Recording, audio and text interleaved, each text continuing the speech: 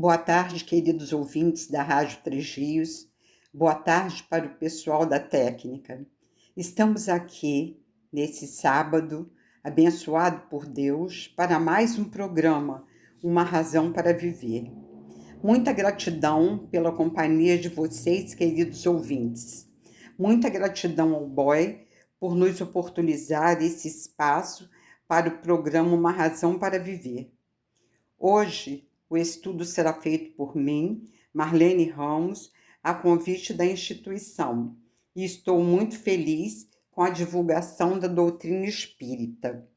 O tema de hoje, o estudo de hoje, será Jesus e o Evangelho. Por que falar sobre Jesus e o Evangelho? Porque Jesus, quando aqui esteve, ele deixou o Evangelho, que é um roteiro de vida para todos nós. Se nós tivermos dúvidas em como proceder em determinada situação, é só pensar como Jesus agiria. O que Jesus diz no seu Evangelho, para me inspirar e poder agir da maneira mais correta. O Evangelho de Jesus é uma obra-prima que já passou 2025 anos e o Evangelho ainda está de pé. As pessoas ainda estão estudando o Evangelho, porque muitos ainda não compreendem o que o Evangelho quer dizer. E durante as pregações de Jesus, ele deixou muitas máximas, frases, textos que ele explicava e que foi escrito depois, mais tarde, pelos evangelistas, que são 4 evangelistas. Jesus mesmo não escreveu nada. Os 4 evangelistas é que escreveram tudo a respeito de Jesus. Mateus, acompanhando Jesus em sua peregrinação, tinha um caderninho que ele ia anotando tudo. Tudo que Jesus falava, tudo que Jesus explicava, as falas, as máximas, ele ia anotando para não esquecer depois. E tem uma máxima muito interessante que resume Jesus em tudo. Quando ele diz: "Eu sou o caminho, a verdade e a vida. Ninguém vai ao Pai senão por mim." Por quê? O que quer dizer esta máxima? Porque ele, deixando o seu evangelho, seria um roteiro a ser seguido. E ele se intitulou O Caminho, a Verdade e a Vida. Tudo que representa esta máxima está contida no Evangelho de Jesus, escrito há mais de 2000 anos. E qual o objetivo de Jesus quando aqui esteve? Foi o amor. Ele explicou, ele falou que o amor é o caminho para se conquistar a verdade do Pai. O amor é o caminho que nos guia em nossa peregrinação pela terra, ou pelo menos deveria nos guiar, porque muitos de nós não seguimos o amor como o caminho, como meta de vida. E o amor deve ser a meta da vida de todos nós que estamos encarnados no planeta Terra. E ele criou no Evangelho, tem as suas soberanas leis, falando sobre o nosso proceder, que eu já disse, o nosso proceder. E no Evangelho de Mateus, capítulo 5, versículo 17, está escrito assim: não penseis que eu tenha vindo destruir a lei e os profetas. É uma fala de Jesus, porque ele não veio destruir as antigas leis. Ele veio para fazê-la cumprir através do amor, não da punição. Aí ele disse: não penseis que eu tenha vindo destruir a lei e os profetas, porque ele não veio para isso.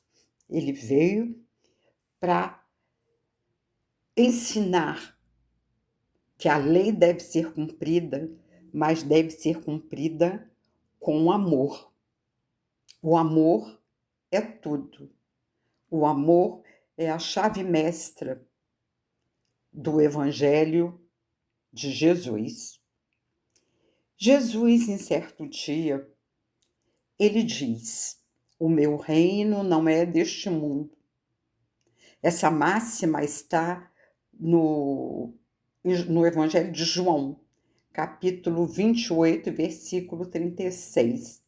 O meu reino não é deste mundo. O que ele quis dizer com isso?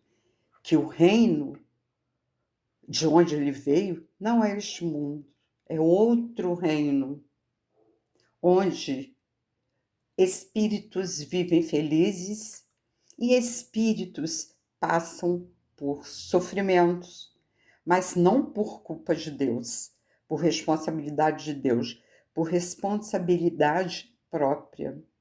Todos nós, ao desencarnarmos, vamos para um reino. É isso que Jesus quis dizer, que o reino dele, de onde ele veio, não pertence a este mundo, que é um mundo de provas e expiações. E Jesus se intitulava rei, né? Reino tem a ver com rei, tem a ver com realeza. E muitos achavam que Jesus estava encarnado na Terra para assumir o governo de Israel. Outra fala de Jesus, escrita pelo evangelista João, capítulo 28, versículo 37. Tu dizes: sou rei. Não nasci e não vim a este mundo senão para dar testemunho da verdade. As pessoas achavam que Jesus era o rei, porque ele disse que o meu reino não é deste mundo. E as pessoas confundiram. Então ele diz: não nasci e não vim a este mundo, senão para dar testemunho da verdade. Ele não veio para ser rei, ocupar o trono. Ele veio para ensinar, dar testemunho da verdade, ensinar boas atitudes, bons sentimentos para o progresso, a evolução daquele povo que ainda era um povo primitivo, muito materialista e que cumpria a lei de Moisés, que era olho por olho, dente por dente. Mas Moisés agia assim porque aquele povo que ele estava conduzindo era um povo muito rebelde, que ia adquirir os costumes dos egípcios, porque eles ficaram presos como escravos durante muitos anos. Jesus quis dizer que ele veio a esse mundo para servir. Ele não veio para ser rei. Ele veio para dar testemunho da verdade. E ele diz também que há diversidade de moradas. Não existe só o planeta Terra. O planeta Terra não é o único planeta habitado. Tem outros planetas habitados, porque Deus não criaria tantos planetas, tantos orbes, para ficar vazio, sem seres humanos, sem animais. Aí Jesus diz: há muitas moradas na casa de meu Pai. Muitas moradas na casa de meu Pai. A casa de meu Pai é todo o universo. E as moradas são os diferentes mundos, são os diferentes planetas, como existe o planeta Terra, que é um planeta habitado, e está na categoria de planeta de provas e expiações. Quer dizer, nós estamos no planeta Terra para aprender as lições que ainda não aprendemos em existências anteriores. Se nós já tivéssemos aprendido as lições, nós não estaríamos na Terra, estaríamos em planetas mais desenvolvidos. Já estaríamos no planeta de regeneração, não no planeta de provas e expiações. Só está aqui aquelas pessoas que não aprenderam todas as lições que são necessárias aprender para progredir, para evoluir. Então, a casa do meu Pai é todo o universo e as moradas são os diversos mundos habitados. E Jesus falou também: ninguém pode ver o reino de Deus se não nascer de novo. Então, o que ele quer dizer? Com essa máxima, com essa frase, foi escrita por João, capítulo 3, versículo 3.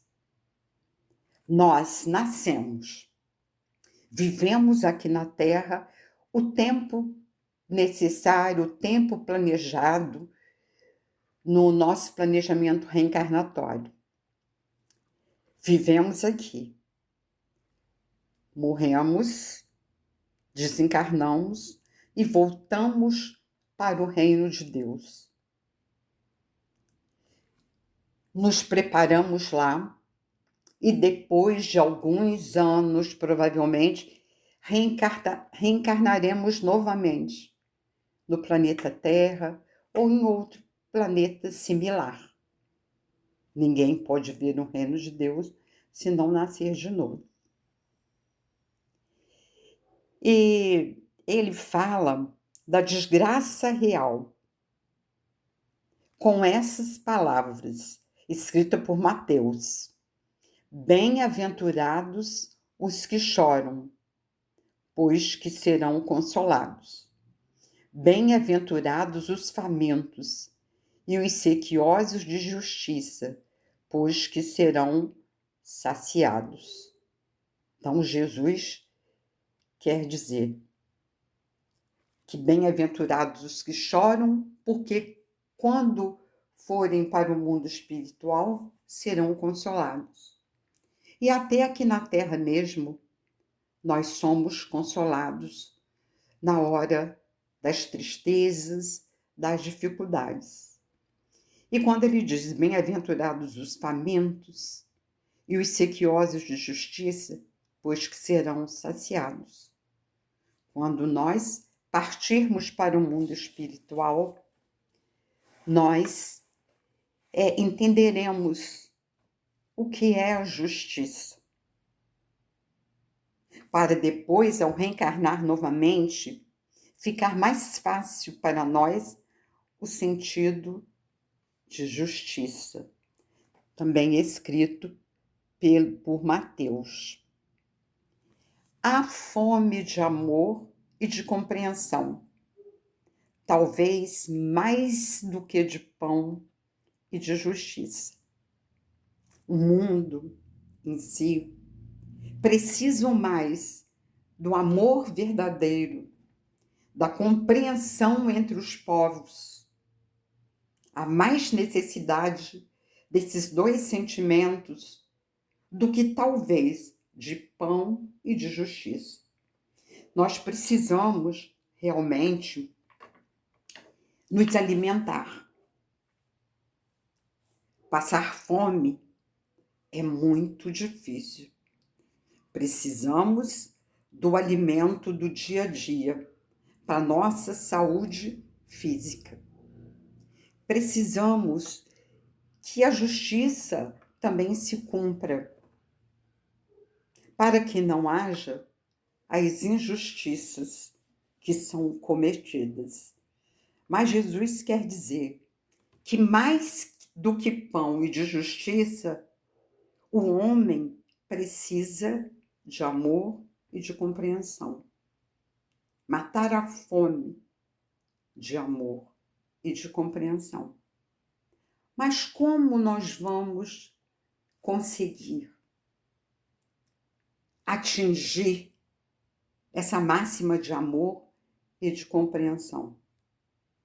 Seguindo os ensinamentos de Jesus, nos tornando homens de bem, verdadeiros homens de bem, que cumprem as leis, que cumprem os ensinamentos de Jesus.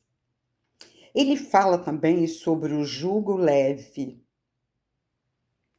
E ele diz esta máxima, escrita por Mateus: Vinde a mim, todos vós que estáis aflitos e sobrecarregados, que eu vos aliviarei.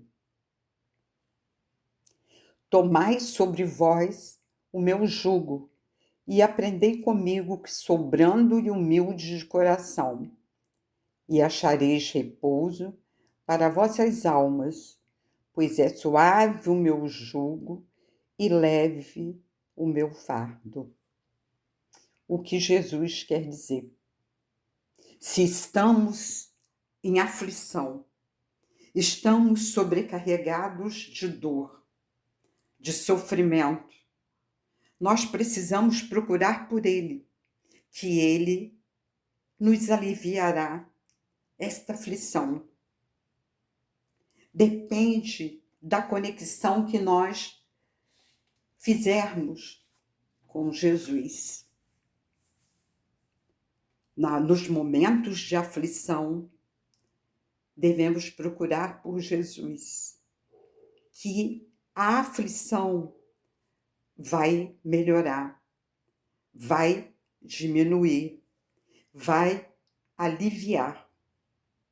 Porque ele disse na continuação que suave é o meu jugo e leve o meu fardo. Ele não julga as nossas atitudes com severidade, como nós julgamos as atitudes dos nossos semelhantes. E ele diz: aprendei comigo, que sou brando e humilde de coração, e achareis repouso para vossas almas. Então, precisamos aprender com Jesus ser brando.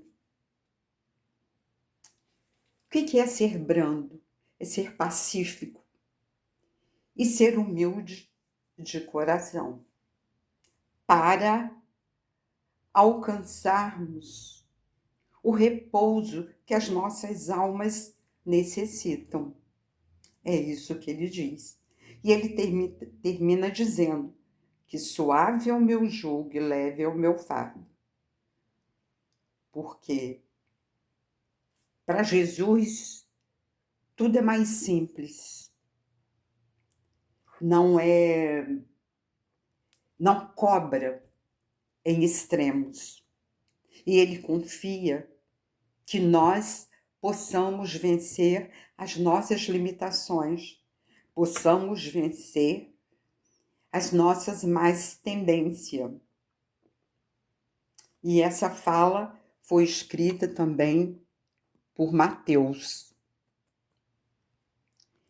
Vamos dar continuidade.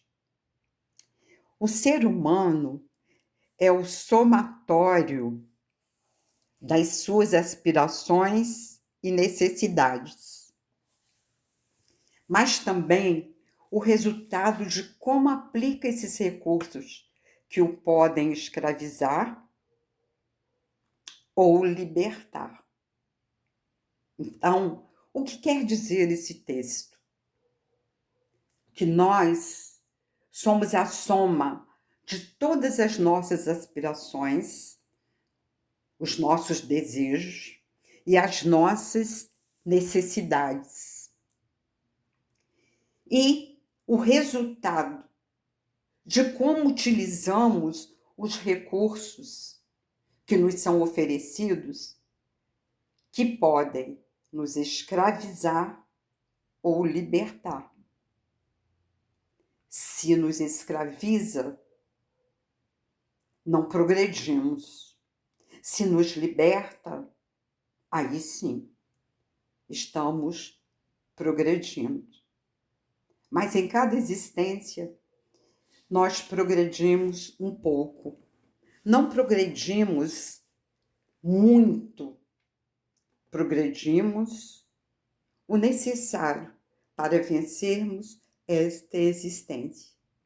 E depois de muitas existências, de inúmeras existências, aí sim, nós alcançaremos a categoria de espíritos perfeitos, espíritos puros, onde aprendemos tudo que precisávamos aprender e que ainda não estamos adquirindo todo esse saber para o nosso progresso real.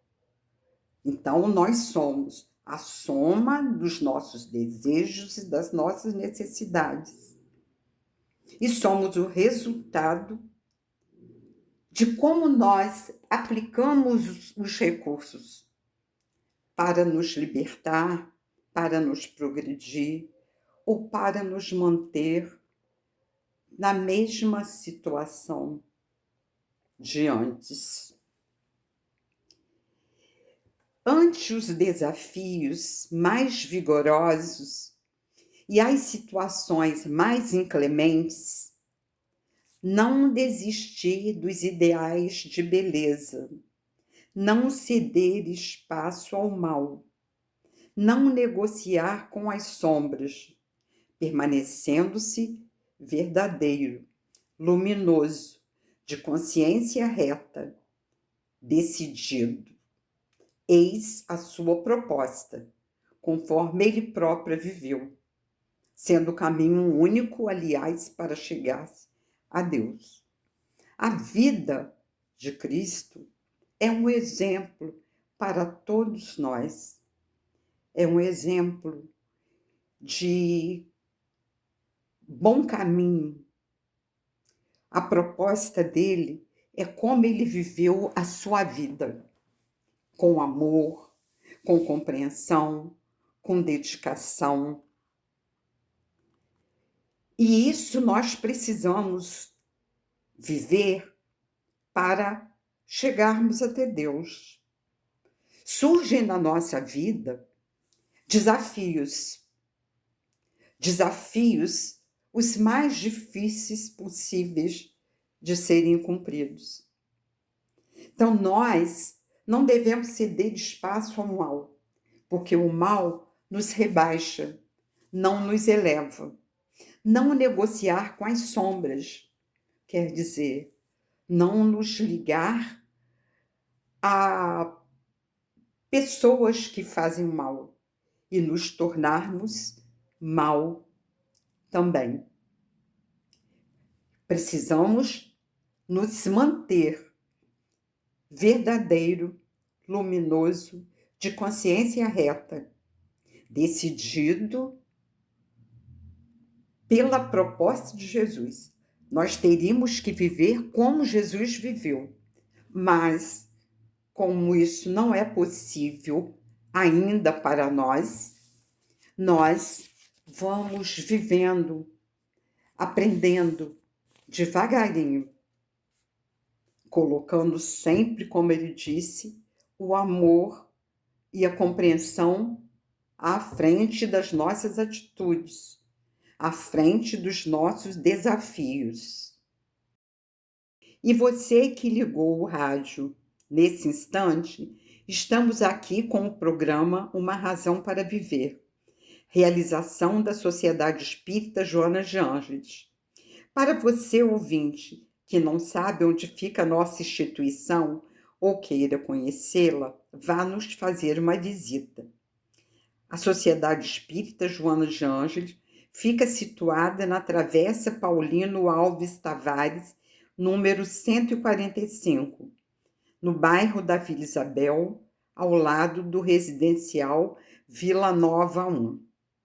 Nossas reuniões públicas são às segundas e quintas-feiras, com acolhimento às 19h30. Ficaremos felizes com sua visita. Nossa instituição possui evangelização aos domingos, às 9h30. Fazemos diversos trabalhos assistenciais, como entregas de enxoval de bebê às gestantes, cestas básicas às famílias cadastradas e evangelizadas, bolsas de Natal, e você poderá adotar uma criança para a bolsa, passeios, poderá ajudar com itens dos almoços que servimos aos domingos quase sem refeições. Poderá doar roupas para o nosso bazar. Enfim, há muitos meios para colaborar, caso desejem. Só entrar em contato conosco pelo telefone 24 98843 7822. Repetindo, 24 98843 7822. Vamos dar continuidade ao nosso estudo da tarde. Hoje estamos falando sobre Jesus e o seu Evangelho, a importância do Evangelho de Jesus na nossa vida, para todo o mundo, para todo o povo, a importância de se cumprir o Evangelho de Jesus. Se aprendermos a cumprir o Evangelho de Jesus, nós vamos evoluir cada dia mais. Só que nem sempre cumprimos esse Evangelho, nem sempre seguimos as suas leis, nem sempre agimos com amor e compreensão conosco mesmo e com os nossos semelhantes. E o texto que nós estudamos agora há pouco fala dos desafios da vida. Precisamos cumprir os desafios com amor, com compreensão. Não podemos ceder espaço ao mal, não negociar com as sombras. E termina dizendo que devemos seguir o Evangelho de Jesus da maneira que ele próprio viveu, sendo o caminho único para chegar-se a Deus. Olha que Jesus, um espírito puro, reencarnou para realizar esse trabalho extraordinário para o povo da época. Provavelmente nós estávamos lá naquela época e estamos hoje ainda aqui no planeta de provas e expiações. Os discípulos se aproximaram de Jesus e lhe perguntaram: Senhor, quem é o maior no reino dos céus? Jesus, chamando a si um menino, o colocou no meio deles e respondeu: Aquele, portanto, que se humilhar e se tornar pequeno como esta criança, será o maior no reino dos céus. Mateus, capítulo 18, versículo 41. Então, o que Jesus quis dizer? Quem é o maior no reino dos céus? Quem se comportar com a inocência de uma criança. Porque a criança, ao nascer, ela vai crescendo, ela é ingênua, inocente, ainda não sabe das coisas do mundo e nem sabe da bagagem de existências anteriores que ela traz, que vão dar a ela a boa ou má inclinação quando for adulto. Então Jesus pega uma criança e diz: quem se humilhar e se tornar pequeno como esta criança, será o maior do reino dos céus. O que quer dizer que nós devemos agir com simplicidade, com humildade, procurando atender às nossas necessidades e às necessidades do outro da melhor forma possível. Precisamos colaborar com os nossos semelhantes e precisamos nos trazer para dentro de nós esses ensinamentos para que nós possamos evoluir, para que nós possamos progredir.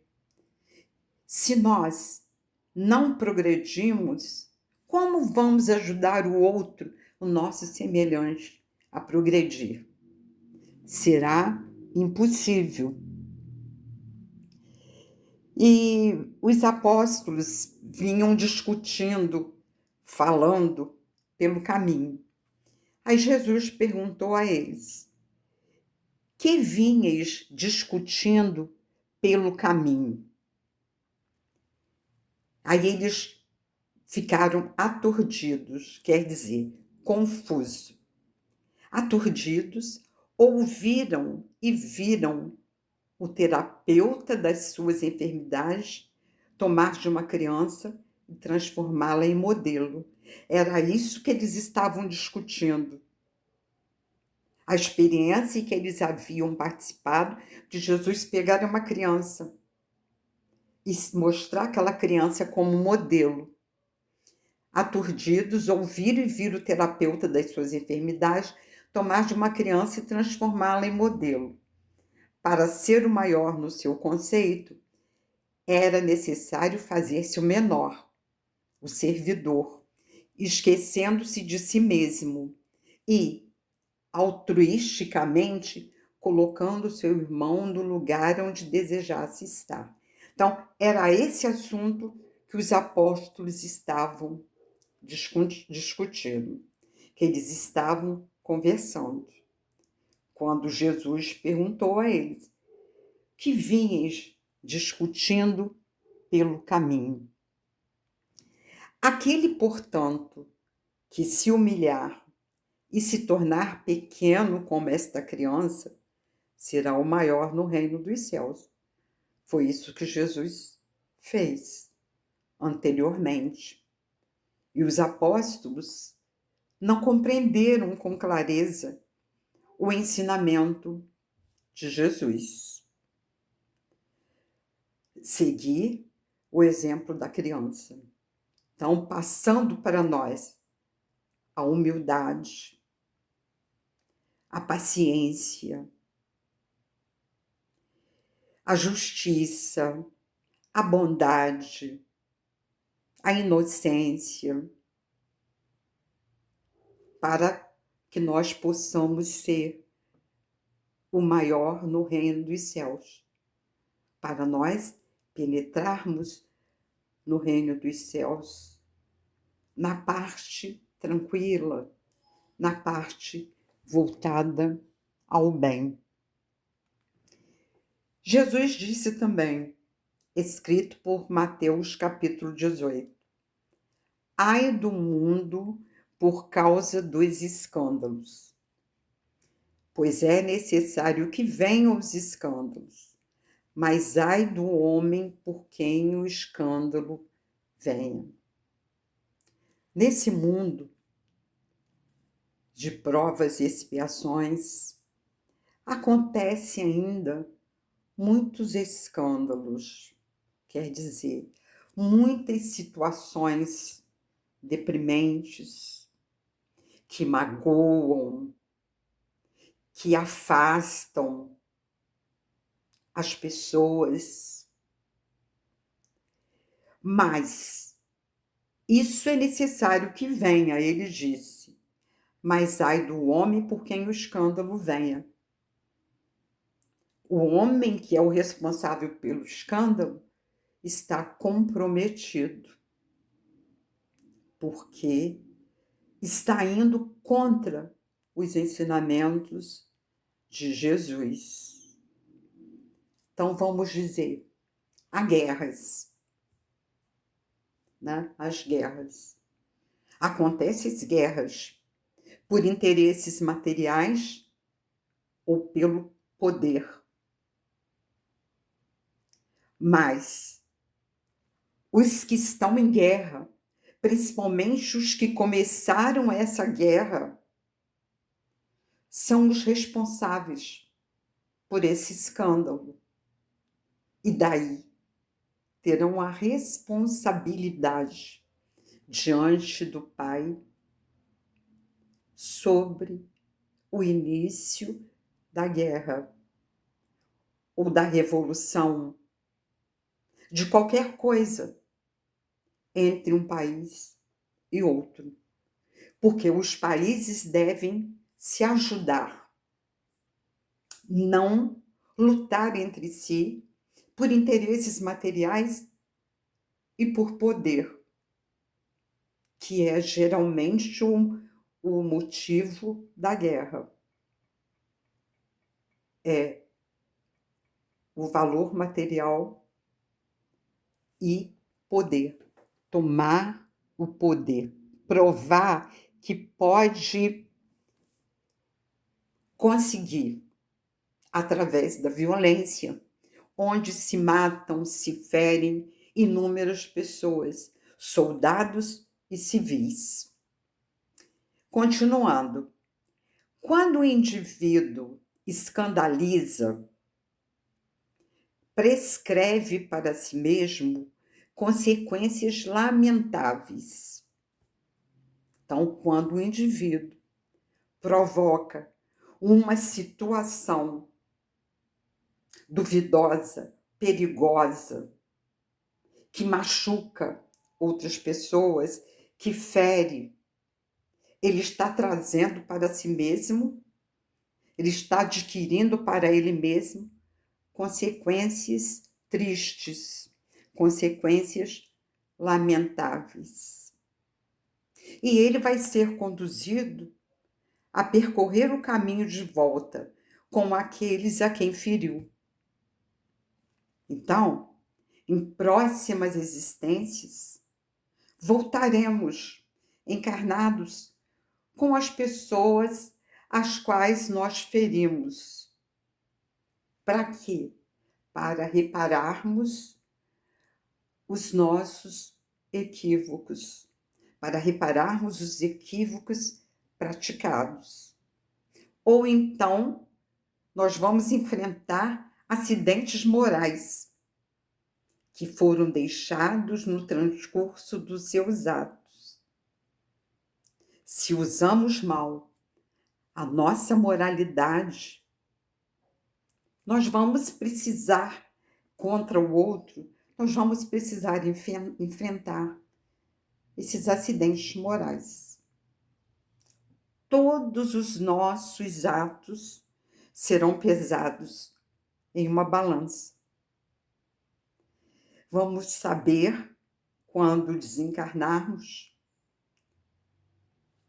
qual é a nossa situação no mundo espiritual. Toda atitude nossa aqui na Terra tem um peso. Tanto as boas atitudes, quanto as más atitudes. Todas as nossas atitudes terão consequências e seremos obrigados a reencarnar novamente para reparar os equívocos cometidos no passado. Então, gente, precisamos ter bastante atenção. Precisamos refletir bastante nas nossas atitudes. Como estão sendo as nossas atitudes? Boas ou más? Como estamos vivenciando os desafios da vida? Com calma ou com revolta? São pesos diferentes. A maneira com que nós vivenciamos cada situação no decorrer da nossa existência aqui na Terra. Aí tem uma frase aqui bem interessante que diz assim: não é arrancar o olho que escandaliza, e sim corrigir a ótica emocional.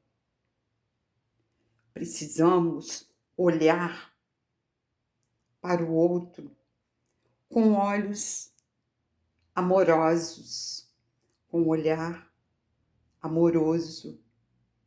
Precisamos corrigir em nós a nossa maneira de ver o mundo, de ver Deus e de ver o outro. Só dessa forma iremos progredir. A ótica emocional precisa ser corrigida. Se ela for ruim, negativa, precisa ser transformada em uma visão boa, uma visão do bem, uma atitude voltada ao bem. Isso deveria ser fácil, mas está provado que não é fácil, porque senão nós não estaríamos mais no planeta Terra. Nós já estaríamos num mundo melhor. Mas se estamos aqui, é porque não aprendemos todas as lições. É como um aluno na escola que não aprende todo o conteúdo, é avaliado e não consegue nota suficiente, ele vai ser reprovado. Vai repetir o ano? Por quê? Porque ele precisa aprender a matéria que ele não aprendeu no ano anterior. Então, é a mesma coisa que acontece conosco. Precisamos reencarnar quantas vezes forem necessárias até aprendermos todas as lições que nos tornam verdadeiros homens de bem.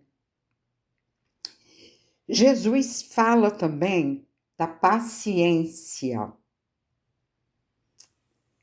Vocês que estão nos ouvindo, têm paciência? Vive a paciência? E Jesus disse, escrito por Mateus: Bem-aventurados os pacíficos, porque serão chamados filhos de Deus. Bem-aventurados os pacíficos, pois serão chamados filhos de Deus. Precisamos treinar a paciência, treinar para sermos pacíficos, para que possamos alcançar o termo de filhos de Deus. A paciência é um sentimento importantíssimo, mas que é difícil de adquirir. Estamos sempre perdendo a linha, perdendo a paciência, agindo com o outro da mesma maneira que o outro age conosco. Então, a paciência, ela deve ser treinada para que nós possamos alcançar a paz que nós precisamos buscar. A paz é tesouro que não pode ser afetado em circunstância alguma que a leve desaparecer. Então, a paz é tesouro e não deve ser afetado em circunstância alguma que a leve a desaparecer. Quer dizer, que nós deixamos de ter a paz, deixamos que ela vá embora e ficamos ali com a impaciência. E a paciência é a sua exteriorização. Olha que interessante. A paciência é a exteriorização da paz. A paz é tesouro. A paciência é a exteriorização da paz. A paciência nos leva à paz. Por quê? Porque é um mecanismo não violento de que se utiliza a fim de alcançar os objetivos a que se propõe.